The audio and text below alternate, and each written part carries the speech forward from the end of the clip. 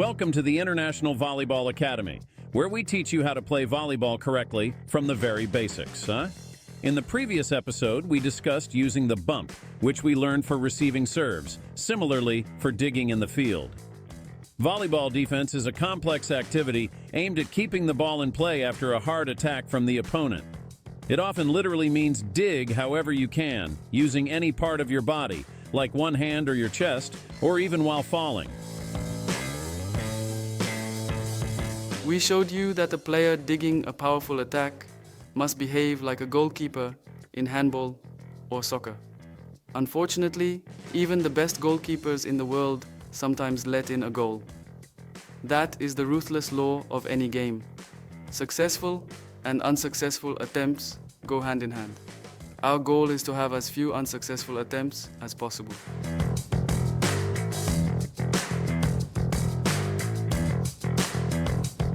In the previous episode, we also learned that in addition to the bump, the overhead technique is used. We'll also take advantage of a demonstration by a master of his craft, the libero of the Czech national team.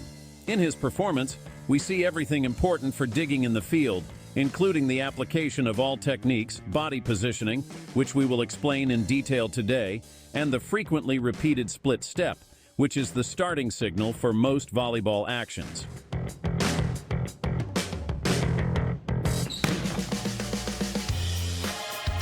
Let's demonstrate the correct starting position and body posture for digging. The knees should be pushed forward of the toes, and the shoulders should also lean forward level with the knees. Next comes the split step. This ensures the player has the dynamism for all subsequent actions, whether using the bump or the overhead technique. The player never knows in advance whether they will need to defend the area in front, above, or beside them. It all depends on the opponent's attacker. In the episode about serve reception, we mentioned that the split step is the dividing line between not knowing what will happen and the subsequent reaction to the situation. From a timing perspective, the split step moves closer to the moment of impact. In a real game, players typically move to the optimal spot based on the situation's development. We will cover this later. For this phase of training, it is important to emphasize that the player must dig the ball even after repositioning, and once again, the split step. In this example, you can see that during a powerful attack, the split step occurs at the moment the ball is hit. We will continue learning together with the digging master. For instance, we will learn that the arms can be specially shaped into a bend when digging. This is to ensure the ball's upward trajectory, which provides enough time for the next action by your team, usually a set. We always primarily seek a way to reach the ball without falling. This doesn't contradict teaching fall techniques. Digging while falling is an extreme solution to the situation, and we will return to it later today. Now let's once again demonstrate the significant role a wall can play in training, not only serve reception, but also digging. We've learned from Czech tennis players that the wall is the best teacher, and Czech tennis is truly world-class. In these drills, we attack the wall first from the ground and later from a jump. We want to get as close to the reality of the court as possible.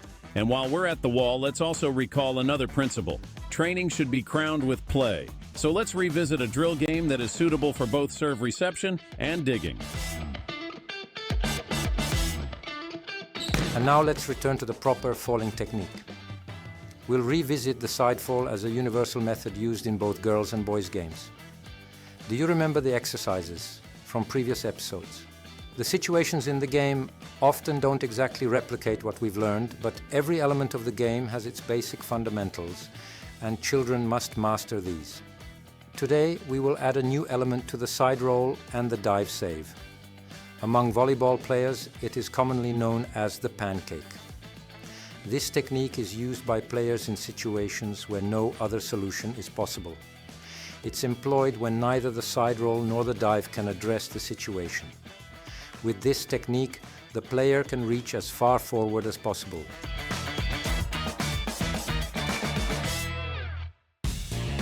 We will also dedicate some training time to this technique. Coordinating the hand placed on the ground with the falling ball is fundamental, and various coordination exercises focusing on this are very enjoyable for the boys.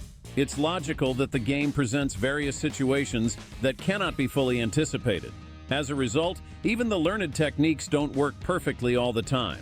Players often instinctively and spontaneously dive for the ball to prevent it from hitting the ground. The goal is to keep the ball in play. And we're actually at the final stage.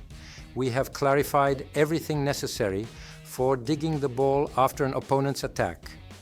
Further training will combine all elements of defense on the court, digging powerful spikes, tips, or deflected balls.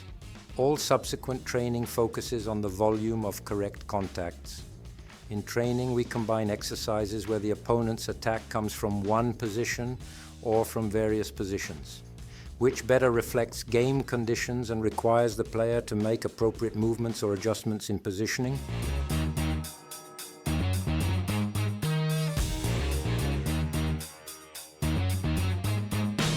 In conclusion, it must be acknowledged that repeated attacks address the volume of training, but they do not faithfully replicate game situations. How so? Primarily in that court defense involves waiting for the right opportunity to make contact with the ball, accompanied by a lot of movement and adjustments that don't always result in contact and might seem unnecessary. This is the nature of play in the field. It requires character and discipline, but we'll cover that in a future episode.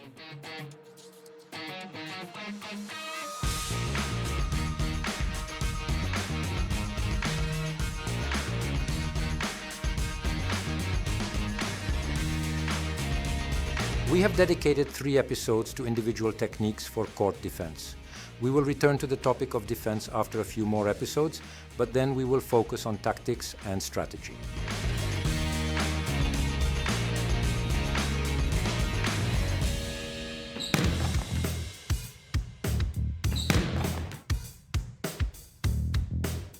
We discussed that the goal of defense is to keep the ball in play after a powerful opponent's attack using any part of the body, whether it's one hand, the chest, or even while falling.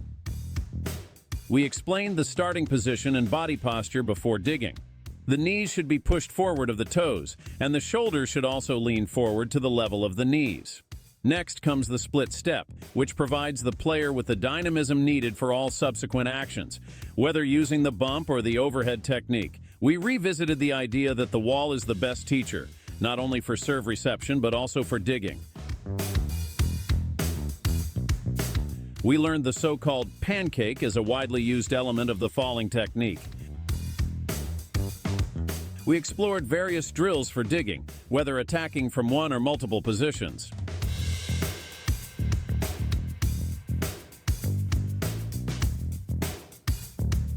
In the next episode, we will finally teach you the basics of proper serving. Get ready for your first aces.